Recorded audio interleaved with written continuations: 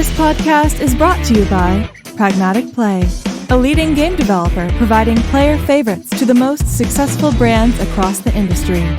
With an award-winning multi-product portfolio of slots, live casino, bingo, virtual sports, and more, Pragmatic Play is powering up new possibilities of play through one single API.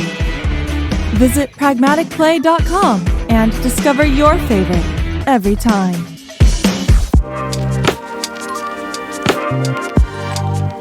Valentina, welcome to the iGaming Next marketing podcast. This is massively overdue. We should have done this 7 years ago, I think we said, when we founded iGaming Next.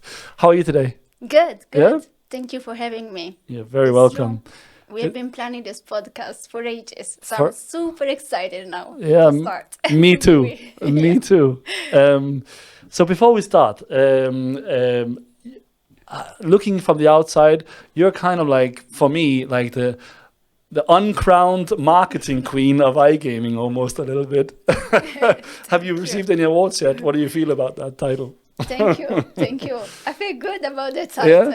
Yeah? You should definitely take that as a compliment. I think you think really well. You do a lot of posting and content yourself on your LinkedIn profile. You write articles.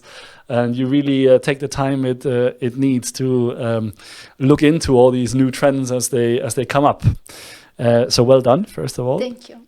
And this is also the topic for today, right? We have, let's say, the top 5 next new marketing iGaming trends that we're going to look at and discuss. So I really look forward to that. But before we do that, Valentina, you're the marketing director of The Weekend. And if you don't mind just giving us the 1-minute version introduction to Valentina. Sure. So I'm Italian, as you can assume from my accent. I've been in the industry for the past 8-9 years with a marketing background spanning 17 years now. I'm a mother of 2 beautiful girls who are helping me out to actually stay up to date with the technologies, because my eldest one is all the time playing with Roblox. Yeah, they can be very helpful, actually. You learn a lot from your children. Yes, and my eldest one is intrigued by coding and artificial intelligence and TikTok and filters. I've been lucky enough to work for other industries apart from the gaming one, from automotive, entertainment, big brands, Fox International Channel, Warner Bros. Automotive, Vodafone was one of my first clients. Mm-hmm. And even this kind of experience helped me out to bring within the gaming space other marketing initiatives and techniques from social media, media buying, affiliates, SEO, and looking at the entire customer journey. Nice. I'm working now for The Weekend, part of the Happy Hour group, and I'm helping and support with a great team, different marketing initiative and strategy for different clients and brands operators, casino. Wonderful introduction, but you missed one point. You also dance as a hobby, right? And that was a big part of your growing up and your teenage years and stuff like that. So. True. Share a little bit. I'll tell you why, because my wife is also a dancer and ballerina for many years and stuff like that. So I have been at the dance shows and training this and all these kind of things. So curious to hear your story as well. True. I danced for almost 23 years. Wow. And I was born in the small town in the south of Italy, and I moved to Rome when I was very, very young to try and become a dancer. In the meantime, I started studying and I started working, so I was doing both till I preferred the career path. Yes. But I still dance, and this is my hobby and my passion. Yes. Nice. So you still dance today as well? Yes, I do. Fantastic. I do. And like we spoke about, a little bit of a contrast moving from ballerina to iGaming, but what a journey. Yes, what a journey, true. Exactly. Great. Okay, let's jump into it. So we have 5 exciting topics to go through. The first one is really virtual influencer marketing. But I would really like to start just with influencer marketing and sort of hear your thoughts on. So let's just start from the beginning. Like, how do you define what is influencer marketing? Yes. influencer marketing is a marketing type. Is an initiative which is not so new. It's quite an old way of approaching a brand and trying to leverage the visibility of each brand. I watched recently Air, the movie with Matt Damon, who was representing Sonny Vaccaro, who actually managed to sign a very important partnership with Nike and launched one of the most successful shoe line, the Nike Jordans, because the partnership was with Michael Jordan's. And I guess even within our industry, big brands, pocket stars, Unibet, have been always working with big celebrity. So influencer marketing, it's a way of leveraging the brand and being endorsed by a big celebrity. And nowadays, the big celebrity endorsement is not the only opportunity, because you can have the big celebrities, which perhaps something that only a few big brands can afford. But also the micro influencers, the streamers, the creators. We are living a completely new economy. So I think both are very good marketing initiatives to create awareness, build trust, and obviously one or another one is good or bad depending on the goal of the brand, the company, the strategic and business objectives. And we have a couple of examples. I mean, poker stars endorsed Ronaldo and recently Neymar, the Brazilian football soccer, and Bitcoin engaged and partnered with Dwayne Johnson, The Rock. And I think everyone knows about Stack.com and Drake collaboration. So it's not There's starting to be a lot of examples, both big A-list celebrities and also tapping into more micro-influencers. And, for sure. And there are shaping and helping also the brand value proposition. To me, relying on influencer marketing is really believing that the brand awareness can work and build trust within the players in order to then ultimately increase the bottom line. So it's a strategically a very good marketing initiatives. I do believe though that the choice of the influencer is super important, but every company and brand should be also taking care of all the other parts of the business. We know very well, especially when we engage with big influencers or macro influencers with big followership, and you launch a campaign, the hit on the website are quite high. So first and foremost, make sure your website doesn't break. Yes, the website Step number one. needs to be You paid 1 million for an hour of some celebrity. And you need to take care of the full entire customer journey, from payments to customer care.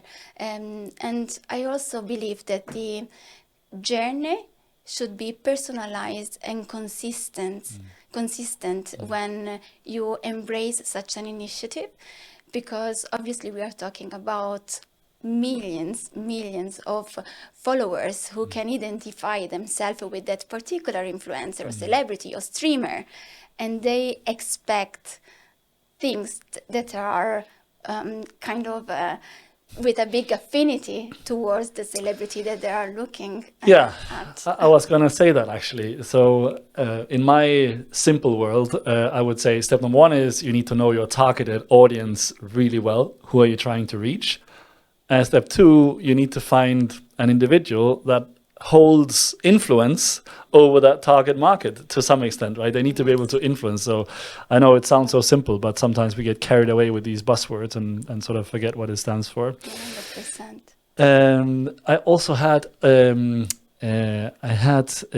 podcast where we spoke about sponsorships, and it was Katie from Entourage, and one of the things she mentioned is that whatever budget you have for the influencer or the celebrity yourself, you should have a similar size budget for the activation of that individual. So obviously this is probably more on the sort of let's say the larger sponsorships, but still. So if you're going to pay whatever 500,000 for Snoop Dogg, you should have 500,000 also for all the activations around that event to maximize the investment effectively. I agree. Yeah? I agree. Definitely in agreement with this statement. It's not just hiring someone. There is a lot of work that goes into figuring out who to hire, how to activate it, and get the most out of it. And nurturing the relationship with the celebrity or the streamer or the micro-influencer. Because they become your brand voice. So they're actually kind of, again, shaping the values of your brand. So, I agree. You mentioned stake.com. So they're obviously a great case study, I think, and someone who embraced, let's say, the streaming world and influencers, and also Drake and others to a large extent. So, like, why do you think they have been so successful at this? What is the secret sauce that they have applied? Question number one. Question number two, they have been doing it for quite some time now. They were really pioneers, they were one of the earlier ones to do it. Can you still do it today? Or has it sort of lost its effect now because it's not as, let's say, I think to a large extent they were also riding the Twitch wave, if you will. So they were really, really good at positioning themselves and riding that wave. But anyway, what is your view on this? How did they succeed in this? You partially said it already in your question. Because they actually built their own reputation through years. And this is a key point for any influencer marketing to be a successful one.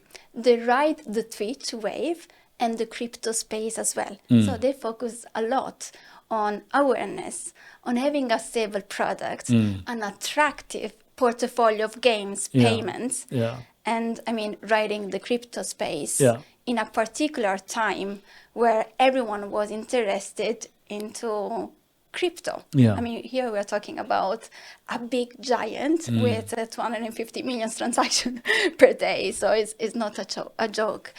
I think the secret was to actually build up the reputation through years. They always focus on sports partnership. I mean, I'm not a big English football fan, but they did close massive collaboration with several clubs, and recently they also penetrated the boxing events. And then with Drake, they had chosen a brilliant musicians to actually represent their voice, and they work on several platforms to stream that kind of him playing or him cashing out or him actually winning throughout several channels. So I think they really thought strategically who to engage, the massive audience and reach that they would have got.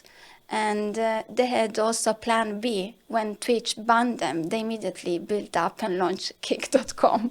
So I think they were quite smart. And obviously, we are not here talking about the responsible gaming aspect or the generous bonuses that are giving out. But from a pure marketing point of view, they were definitely super smart in choosing the type of influencer with that type of reach, with definitely a big affinity towards their product, which is a good and great product.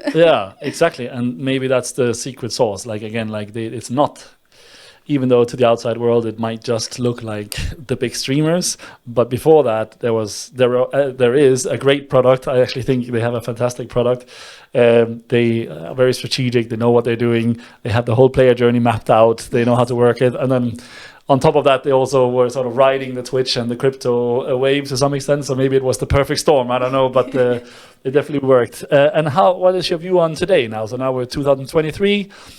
We've witnessed a number of brands sort of do this, and providers as well, et cetera, et cetera. Is the power of streaming and influencers still there, you think? To the same extent, less extent? What do you think? Yes, it's still there. Yeah. And I think there are other layers to actually evolve in something else, which with the power of AI and the machine learnings, I believe we are going to pass from a classical sponsorship with micro big influencers to robotics, virtual influencers. I mean, I've been now looking into this space for quite for quite time, for quite long time, for quite a bit. But I believe that this one could be an opportunity. There are several virtual streamers, which are the top popular ones. And I can mention some names. They sound a bit weird. Go for it. One is Lou of Magulu. Another one is Emi Malu. And the third one has a very weird name, which is Nobody Sausage. Like, I really invite Nobody everyone... Sausage. Nobody Sausage. I really invite everyone to look into these virtual influencers because they are entertaining around 40 million of users. Wow. There are most of them from Brazil, or they have within their script something that has to do with Brazil. And a fun fact is because I think a couple of years ago, Brazil incentivized all the 3D and audiovisual production in the country. So everyone was actually putting big budget in producing and creating these 3D virtual influencers. And if we think about it, our industry, it could be quite a game changer. So imagine if the most famous character of Book of Death becomes alive and becomes a virtual influencer. What if the main character of a brand comes alive and we build a story around him to attract and speak with their own players? I mean, I think that apart from the initial budget that this initiative required, because you need to invest quite a lot in rendering and producing the 3D character. Not only you need to build a story, a script, you need to have clear strategic goals. Then there are a lot of benefits, including the way you could monetize on that avatar with virtual goods, with clothing, with in-game skins, with several things, is teleported everywhere. So I imagine you should learn from Disney or Barbie. Why not? Actually, Barbie is one of the first virtual influencers to some extent. Right? Actually, Barbie as a virtual influencer has been verified on Instagram as a virtual influencer. Yes. Go. They have the blue tick. They're paying Elon $8 a month. Yes. So when we speak about virtual influence, that's obviously sort of like influencer marketing 2.0, if you will. We're upgrading to the virtual world now. So still within the virtual world, I guess there's also sort of two directions. So we have had for some time now the let's say it's still a human being behind the character, but they use face rig or VTube or something to become a character or a cartoon. They can change their voice, they can do all these kind of things. So in effect, it could be 10 different people hosting one character. So it gives a lot of operational flexibility, I guess, to the company, but still operated by a human, so to speak, in the background. And what you're saying now is AI-powered virtual influencers. So ChatGPT going crazy in the background, or whatever the system is. Or other tools. Yes. I recently tried a tool called Diddy.com, which is able to track your facial emotions, and you can actually make any image talking and moving the lips, and sounds like a virtual influencer talking. So imagine a virtual influencer streaming. I mean, there is definitely brands and operators can capitalize on it. First of all, they don't need to pay another celebrity to do that. They work whenever you need it. It's teleported because you can really, with a multi-market strategy, you can maximize and capitalize with an opportunistic strategic goal there. And you are able to build a new immersive interactive experience towards a new target audience. So maybe the question mark is, are our current most profitable players attracted by this new way? Yes or no? What do you think?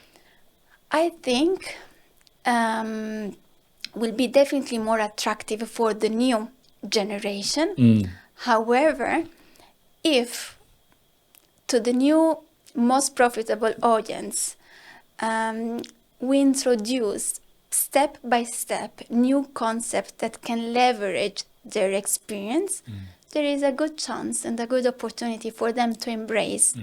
I think everything is based on the way we propose and we market any new experiment that we try to do. The ultimate goal is for the business to create another revenue streamline, but obviously the players is always at the center of this ecosystem. So we want them to has to be attractive to the players, right? Yes. 100%. So there's obviously virtual AI influencer in the sense of it's clearly a character like Gonzo or you know whoever you wanna do.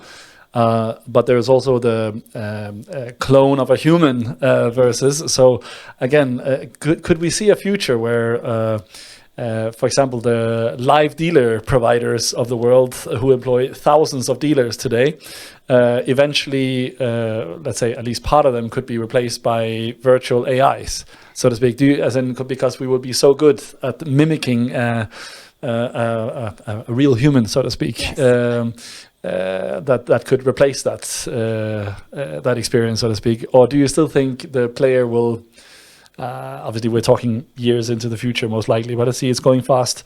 Or do you think there will still be a human aspect missing in that? Or what do you think? Yeah, and how fast do you think it will happen? Yes.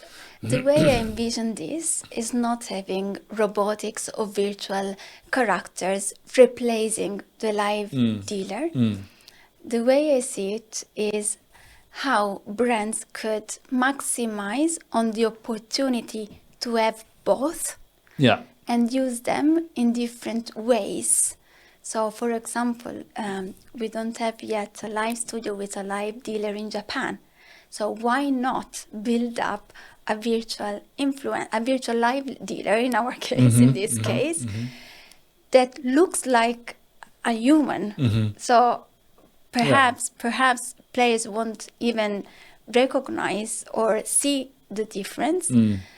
To have that kind of opportunistic way of dealing with some missing pieces that a company might have. This is one option. The other option is build up a virtual influencer, which can become, again, the ambassador of your brand to attract players. So one is more an engagement and retention goal, and the second option has more of an acquisition goal. So you build up your own brand robotic influencer. You build a story around it and use that to attract the players. How? Making this character doing things that people love outside the gambling space, perhaps dancing, talking about traveling and music, and within that space start introducing the games and the excitement of watching a streamer. Again, I envision these virtual influencers streaming for the brand. So it's quite exciting. I cannot reveal too much, but within the weekend, the company that I work for, we've been working on a similar project. You have a secret coming out soon? Yes, we have a secret coming up soon. That sounds good. Will I be invited to the launch party, Valentina? Yes, you will. Good. Happy to hear that. Okay, this is so exciting. We could probably make a whole podcast just around influencer marketing and virtual influencers, but we have promised our listeners to go through 5 things. So let's move on to the next one. The next one we spoke about was AR filters, basically. So if you don't mind, just explain us what is an AR filter and why should we care? Yes. So augmented reality is a technology that combined computer-generated elements within the physical world. So it's this kind of combination between computer, real-time and physical world in one ecosystem. So the augmented filter is something similar to Pokemon Go, for example. You obviously need a device to scan your surfaces or something where you want to position that computer-generated image, and you can have this interaction with this element, which is not real, but make the real life augmented with something else. A layer on top of reality. Yes. It's funny when you mentioned Pokemon Go. If we think back, so first of all, when did it launch, Pokemon Go? Well, 2003, 4. Was it that long ago? Yes. Wow. Yes. So, for me, I think I remember it, I don't know, I would say like 7, 8 years, 10 years ago, something like that. I saw it for the first time. And it was impressive. First of all, how early it was. And still for or it felt early to me at least. And even with it being early, how they managed to get mass adoption. I mean, the amount of people that were running around with their mobile phones trying to catch, not only kids, right? It was adults, it was everyone doing this. Everyone was talking about it at the office. It was really a wow moment. But then if I think after Pokemon sort of craze died down a little bit, I haven't really seen something of the same magnitude of Pokemon Go, like that mass adoption. I've seen a lot of brands playing around with it, experimenting with it, very sort of niched or segmented or only for my target audience. But sort of that sort of mass market AR play, I haven't really seen since Pokemon Go. I don't know if you have some examples. Maybe I didn't look close enough. No, I mean, Pokemon Go definitely was one of the best case, and was a long time ago. Maybe I was wrong before. It was not 2003, but around 2010. But still, yes. It's like it feels like 2003. Long time Time ago. flies. I think that within our industry, we didn't see yet any important case study around it. But if we look outside our industry, there are massive applications out there using augmented reality. If we think about Google Earth, actually, you can now travel and have this augmented reality where the monument of the city that you are visiting is popping out from your mobile. You can actually see the restaurants that you want to book a lunch. So it's definitely here around us. Is not completely developed or explored yet within our industry. I do feel though that if we look in a futuristic way, thinking about new ways to attract a new generation, which is younger than me and you for sure. What are you saying, Valentina? It could be, again, a way of engaging players who are right now really keen at buying digital goods within a game. So if I look at, again, perhaps my kids are still very, very young, but they play on Roblox and they ask me to actually buy the sofa, the kitchen, to build their own house. Yeah. So if we look at augmented reality as a new technology to build an extra layer of interactivity within the game, I think even for the slots and the casino world, there is a massive opportunity. Yeah. So imagine if now we had our mobile and we could actually scan the surfaces and the slot would have pop up in front of us. Yeah. We could play together. Yeah. We could maybe have extra incentives of bonuses. Yeah. We could hear the coins coming down. Yeah.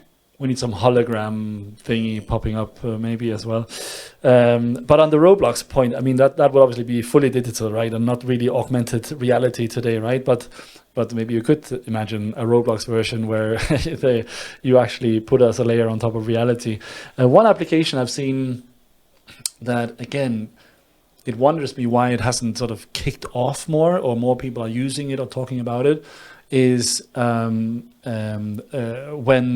you have your home and you want to do home decoration or whatever it is, that you can just take your mobile, point on the wall, and it will actually display the IKEA, whatever piece of furniture you want in your own living room, so you can see the dimensions and stuff like that. So I know that it's there, but still haven't really sort of, I don't know, gotten into the mass marketing side of it.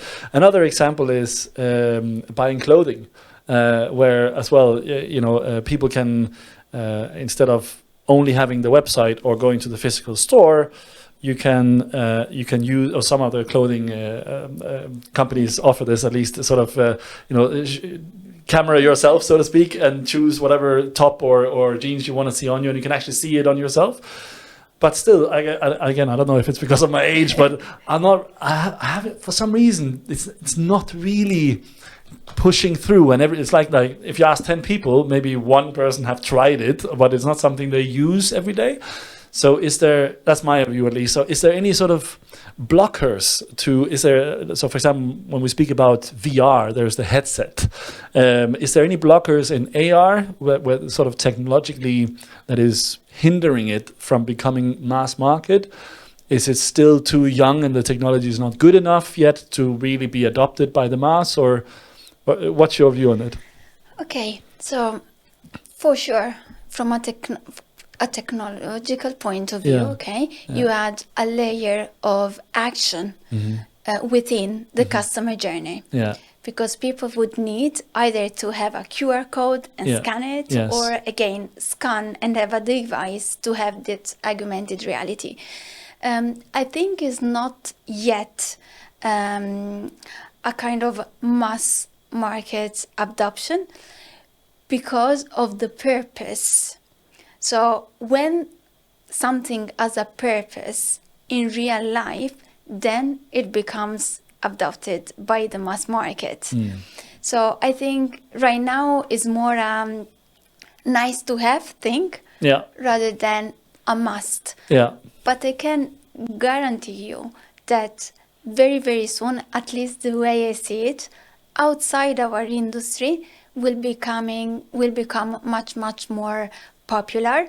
And I do believe that with a specific product or vertical or a social gaming app, this could be a great way of attracting a young audience, which I have no doubt will actually put money through it because they are digital native and they want to spend money on digital content. Yeah.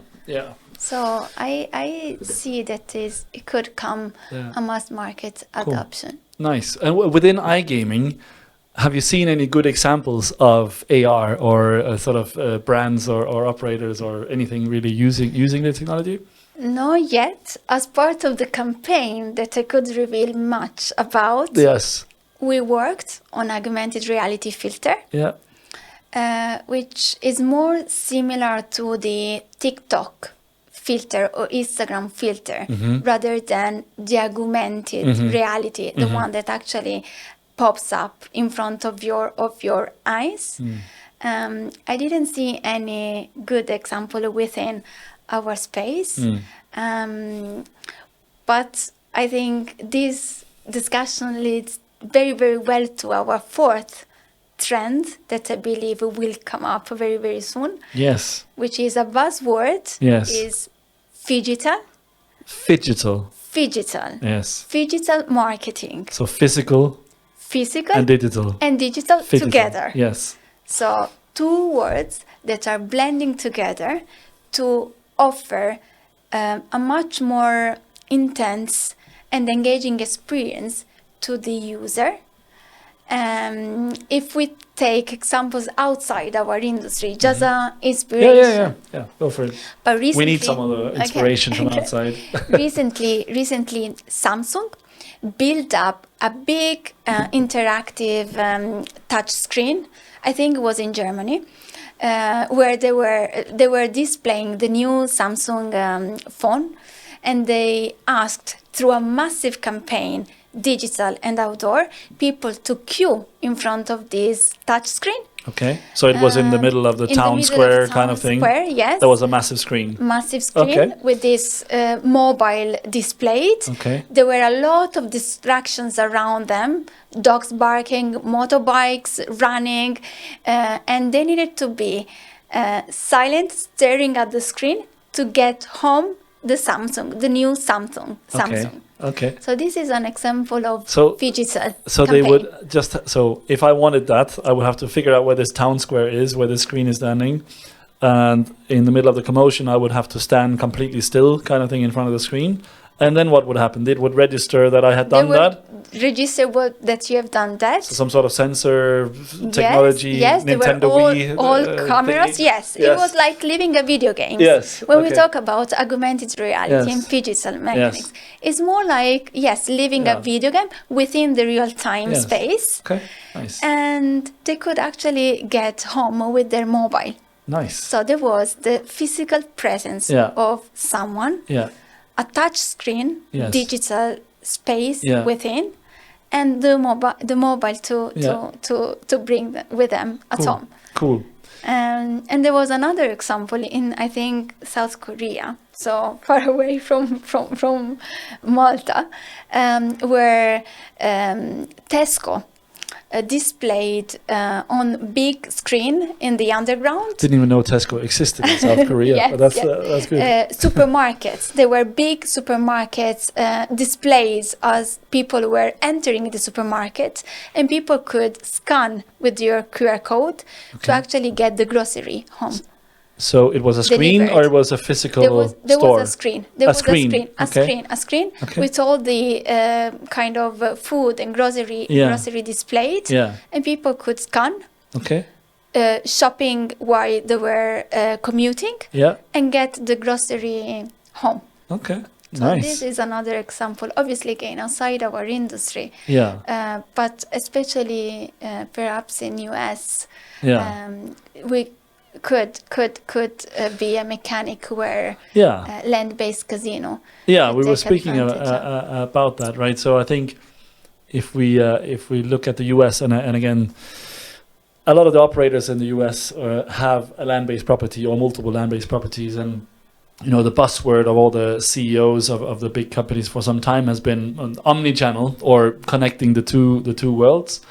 So this could be a way of doing that. But have you seen an example, or can you think of an example maybe how that could take place? I think Caesar Entertainment did that, where they actually provide digital rewards, or they had some kind of digital interactive tables that people could interact with. And I believe, I was reading recently that there are a few others big land-based casino where they offer the players to redeem the bonus on digitally. So again, there is this fusion between the two worlds. So you're saying a player or a guest that would be in the land-based environment would obviously, use the casino or the hotel, would gain some sort of reward, but that reward would be redeemed digitally. Yes. So what's the difference between a loyalty card or a loyalty system is there a difference between the phygital, or is that actually, if you have a loyalty system where you can seamlessly move from land-based slot machine on the floor to, you win €500, $500 in the US case, to then going home on your mobile and those $500 will be available, or there's a QR code you scan and that's it. Is that the definition of it, or is that phygital? I guess it is phygital. I would define phygital with maybe 2-3 words. One is interactivity. Obviously, you need to have something that you interact with, both physically in the real world and digitally. Then immediacy. You need to have something to give the player instant gratification. Needs to happen now, there, on the go. So it's different from the loyalty cards, because actually you get points. Yes. You redeem and you have a final price. Yes. I think phygital needs to happen now. Instantly. Instantly. So a loyalty system would be like you get some points, and then next time you can get the hotel room 25% off, or a free dinner in Gordon Ramsay's restaurant, or whatever it might be. Okay, so instant and fast, basically. Fast. Immediately you can, whatever you earn physically, you can immediately redeem digitally. Yes. I guess, or the other way around as well. No, you can earn something digitally and exactly and use it physically as well. So there is this kind of always on gamified experience within the digital mechanics. Yeah. Because if we look at our online behavior, we also want things immediately. Yeah. We search for something and we want things now.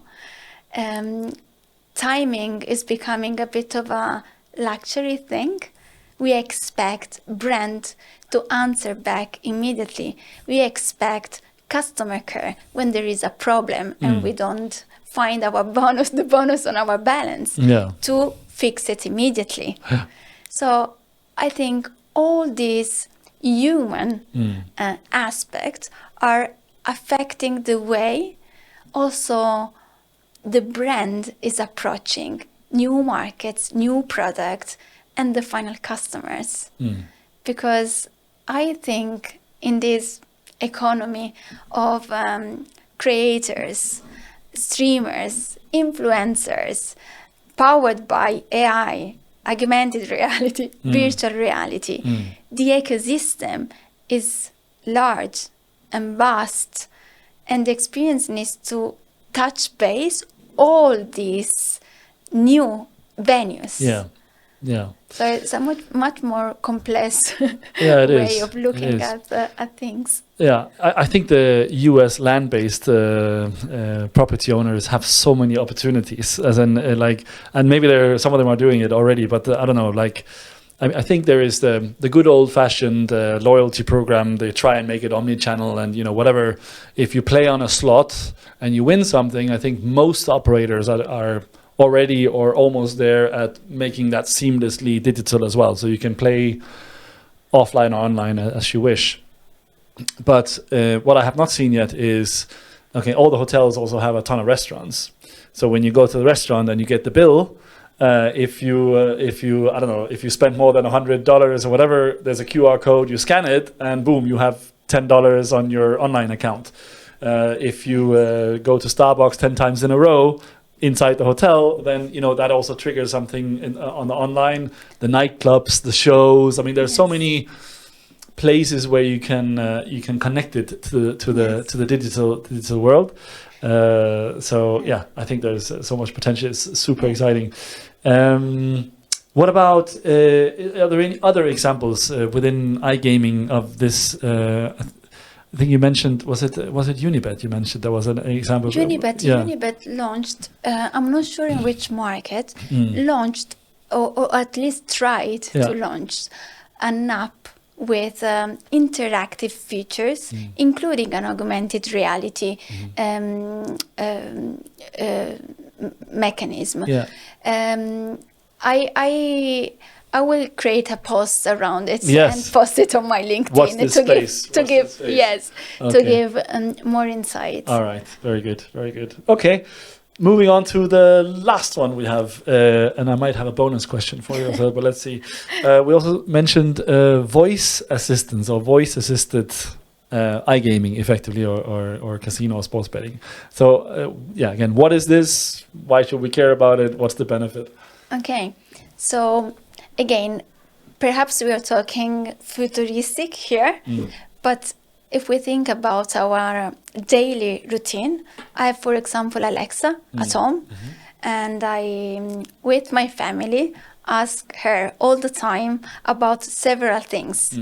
I do believe that in different verticals of our industry, voice assistance will become a tool to communicate, an easy tool to engage with the players, especially in certain instances, customer care, for example, or instead of searching your favorite slot or your category, you could actually ask the app or the actual brand and site to show up and play on that particular slot. You can actually enhance with the right technology and talk with your friends, amongst your friends, while you are, I don't know, playing roulette games.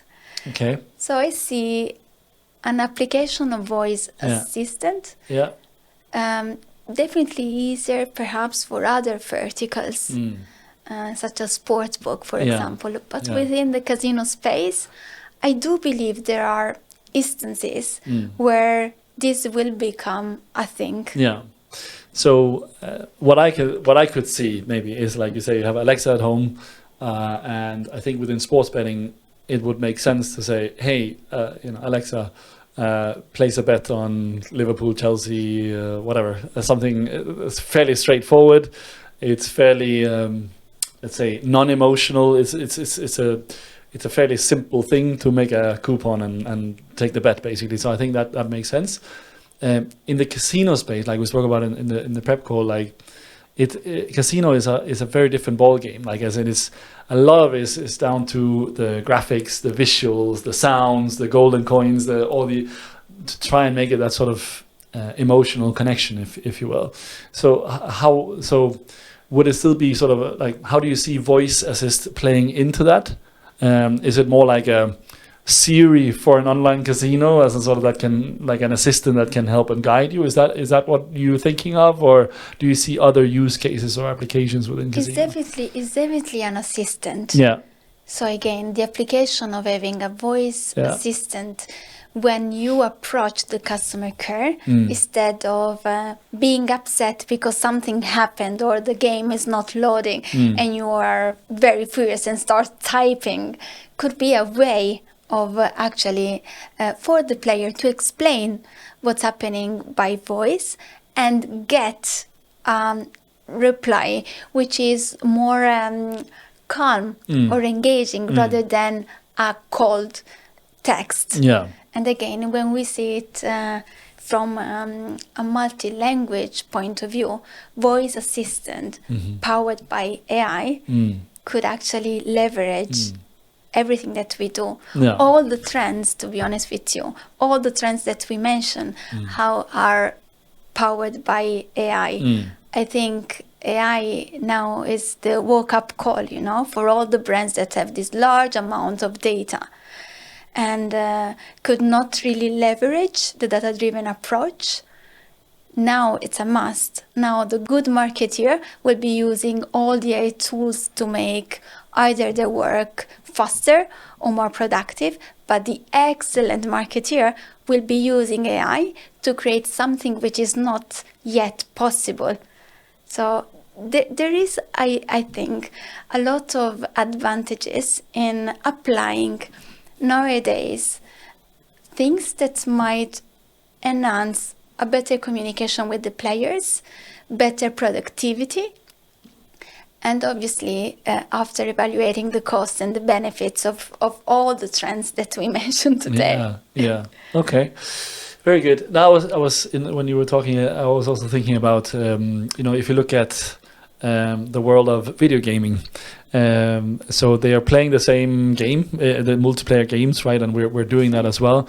But then what they have is the audio layer. So everyone has headsets on and they can communicate with each other, which obviously makes sense when it's a strategy game and you have to help each other. You're on the same team kind of thing. But within the casino space, we're seeing a lot more in terms of multiplayer casino games, or the company I work for every day with Livespins, that's also multiple players coming together as a group, sort of playing with a streamer, and these kind of things. But could you envision adding an audio layer as well, so players not only can play with each other, but they can chat with each other, at least in Livespins, but could you maybe add an audio layer to that? Would that even be used by players, or they can't be bothered? Or obviously you can't use it in products where you would have collusion and poker people playing up with each other, but maybe in the casino space, in the RNG space, maybe there could be some applications there. I don't know. To add another dimension, I don't know. Yes, I mean, we don't know the reaction, okay? The beauty of marketing in general is that in the ideal world, you run some kind of focus group and understand the need, why we need an audio layer while we are watching streaming. But if we think about gamified experiences, where there is a layer of multi-playing engagement community where you reward the player who is actually speaking at the streamers instead of chatting only. When you give a star, a virtual coin that can be used across several other verticals for engaging of and for adding to the experience, basically. Yes. Why not? Yeah. Why not? I think in this creators economy, the video gamers, the streamers, the players are really the focus point. They are shaping what we do. So I would not exclude it, a place or a space where players watching a streaming event could participate with an audio layer. Maybe not all the way to video, but audio could be the happy medium, maybe. Okay, no, very good. Video, no. I think video is a bit more tricky. Yeah, I think so too. Might not be so but with a compliant. filter, yes, they could actually join with an augmented filter. Yes, exactly. Okay, those were the 5 trends, but there is a bonus question here. So it's not really, I guess it's, I don't know. Let's check in on an old trend. Let's call it that. So, I don't know, what is it? A year and a half ago, maybe even just a year ago, at least that's how it feels. Everyone was raving about the Metaverse. Facebook became Meta, blah, blah, blah, blah, blah, Metaverse, next big thing. And now suddenly we have ChatGPT and everyone has forgotten about the Metaverse to some extent. But so first of all, what is your definition of the Metaverse? And more importantly, is Metaverse dead, or is it still alive, or it hasn't even been born yet, or what's your view on it? Definitely has been a buzzword. I wrote about Metaverse 1 year ago, so you're right in terms of was it timing. Was it 1 year? It was 1 year ago. Okay, good. So my definition, let's start from the definition, okay? I see the Metaverse as a platform where all the technologies, and some of them we mentioned today, VR, augmented reality, avatars, are put together. I don't think it's dead. It's in its incubation phase. Maybe the best example for us to define it, to understand what the Metaverse is Second Life. So it's a parallel universe where you have all these avatars that are controlled by humans, and you can become something else which is not the same as in your real life. And if we think about the old definition of Neil Stevenson in the romance Snow Crash, was exactly this. So he envisioned a world where there were more than 250 million, I guess, avatars controlled by humans. We think, at least. Yes. Maybe they will be controlling us. Who knows by then? Who knows? Yeah. But yes, I see as a parallel world, which has not been built yet. Yeah. To be honest, has it died though? Is Metaverse gone? No. Or will it come back? I don't think. Once people are so fed up of listening to more ChatGPT posts and cheat sheets and all these kind of things, then is Metaverse gonna sort of pop up again, and people will sort of understand? Okay, well, ChatGPT, AI, virtual influencers are actually all, let's say, small pieces that, or not small pieces, but pieces that fits into or can be applied into this bigger piece or platform, or parallel universe, as you call it, called the Metaverse. Is that what's going to happen, you think? Or? So let me share my thought. I think that artificial intelligence fuels all different type of technology, including the Metaverse. To me, as a term, has been misused, and conceptually, because of Zuckerberg changing the name from Facebook to Meta, made things a bit more complex and confused. So everyone was talking about Metaverse because of Meta, but in reality, It's nothing to do with it. What I'm not so sure about is if the metaverse will be a decentralized platform. Okay. A decentralized platform. I don't think we'll be able to have something in the future which is fully decentralized. I think someone, or more than someone, a few giants, will still own this space. And we could define metaverse again, Second Life, or few people define Roblox a metaverse. If we'll be able to build live casino slot within the metaverse, it's another topic. Yes. we need to come up with another podcast and talk about that. But speaking, this is a marketing podcast first and foremost, but within the metaverse, however you define it, so if it's not dead yet and it's still sort of alive, we haven't really figured it out yet, maybe it will resurface, etc., etc. Are there any marketing opportunities, and especially marketing opportunities for iGaming within that? I think the marketing space as a completely new way of looking at brand and things. I mean, I've been working in marketing 17 years ago.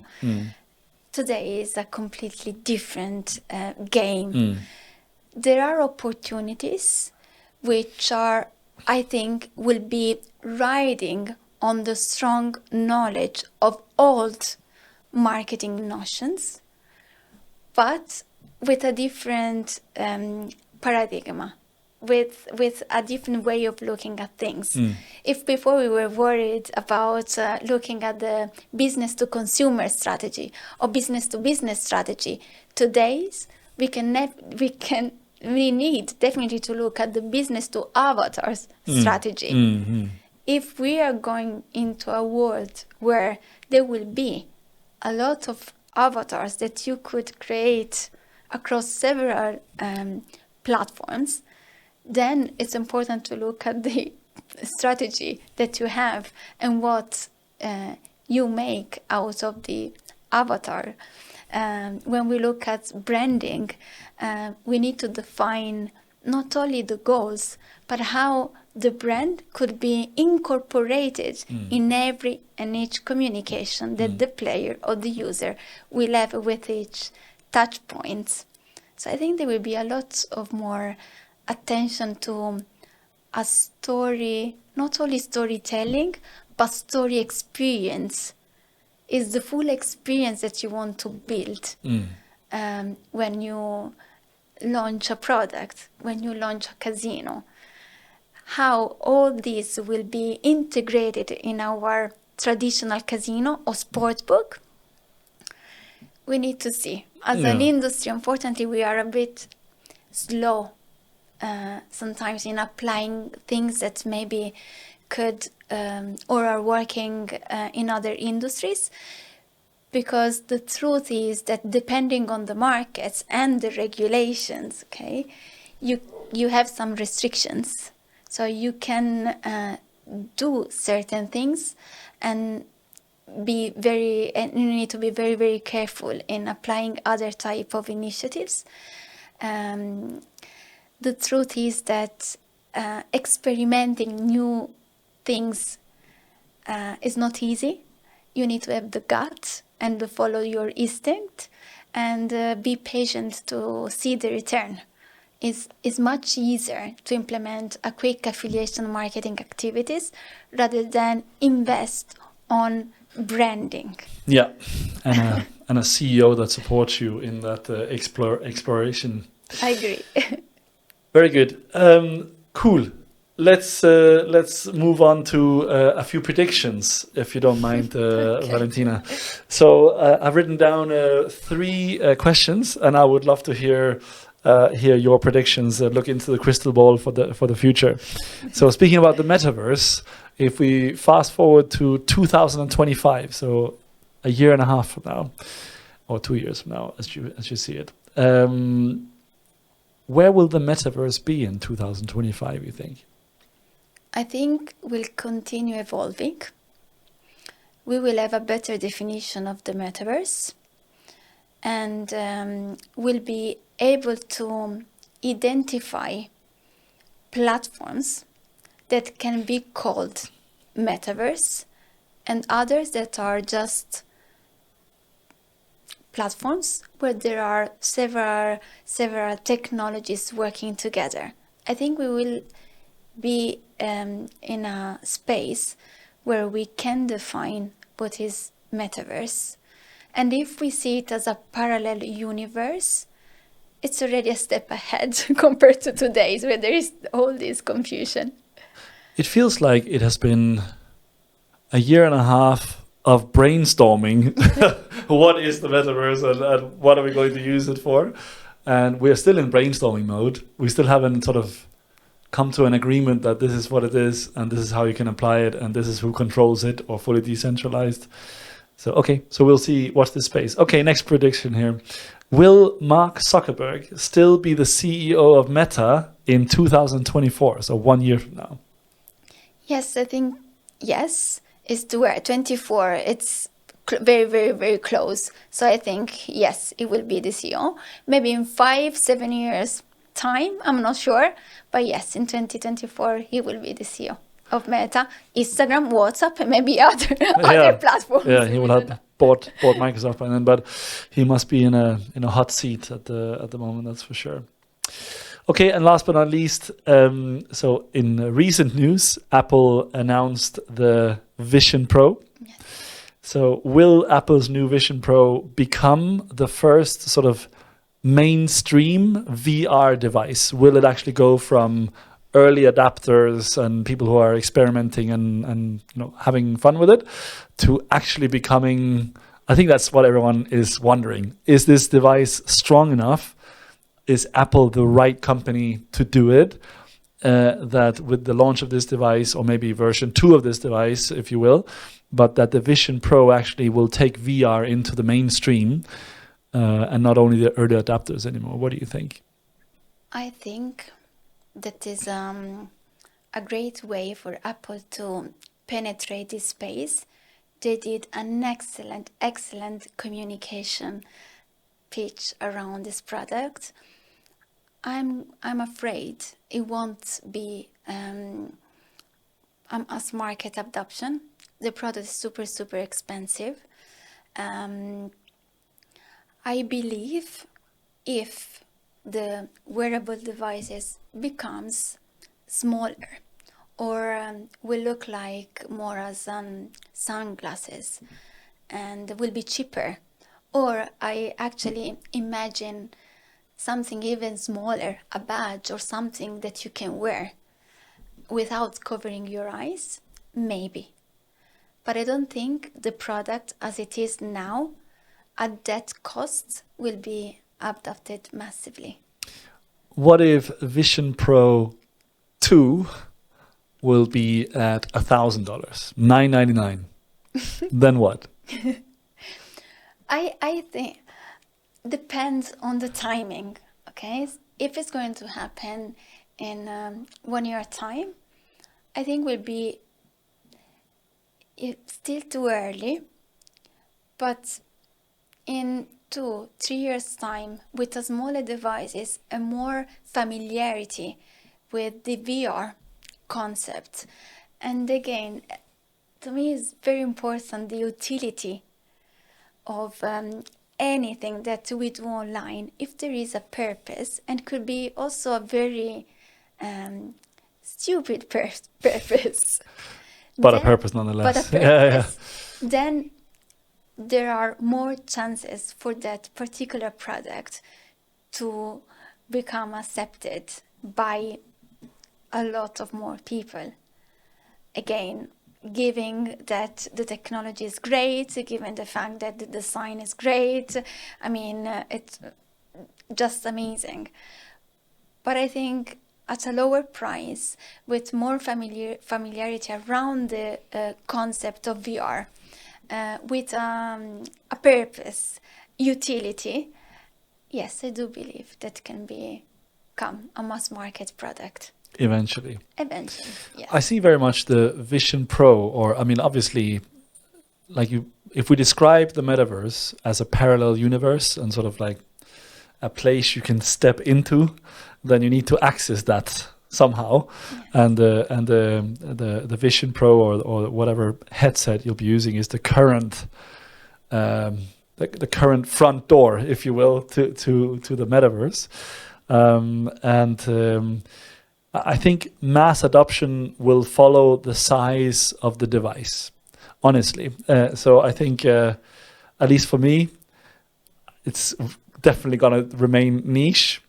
It's still a pair of skiing goggles you have to put on your head. And no matter how comfortable, lightweight, all these kind of things you make it, it's still going to be a limited time that people are going to wear this. Then you have the price as another blocker, right? So even at $1,000, even if you remove price, you still need to put on something. Yes. And I just don't believe in that. That's the blocker for mass market. If they manage to make it as strong utility as you have with the goggles, but in a pair of sunglasses or a pair of glasses, then you will take a big step forward. But I don't think it's going to be until either contact lens stage or Elon Musk's Neuralink or whatever it will be that it will reach mass. I honestly don't think so, because it's such an important thing. Because if you're gonna to reach mass market, there's the price, but it also has to be something you can comfortably carry with you at the majority of your time, basically, maybe except for when you're sleeping. I agree. I think there's still a while to go. A while to go, for sure. We'll I really imagine a badge that we can actually put on our jacket. Yeah. I see a future where we have less things to wear or to carry with us. Yeah. And something more agile to be comfortable with and have the same kind of experience of from a technological point of view. Yes. Wonderful. Valentina, this has been a great conversation. I really enjoyed your company. You have so much great knowledge, and you really keep up to date. So I feel like a dinosaur sitting next to you here in the same room. Thank you so much. Any last comments or remarks from your side? Any topics you want to bring up or? Thank you, Michael, for having me here. And actually have one last thing. Yes, just one more thing. One more thing, which I believe could be considered in a way or another one, partially a way of looking at digital, the micro betting as a trend and topic. Mm-hmm. Micro betting within a live event could be the next kind of way of looking at things from a player point of view. We'll have to see how it unfolds. Yes. Watch this space. All right. Thank you. Thank you so much, Valentina. Take care.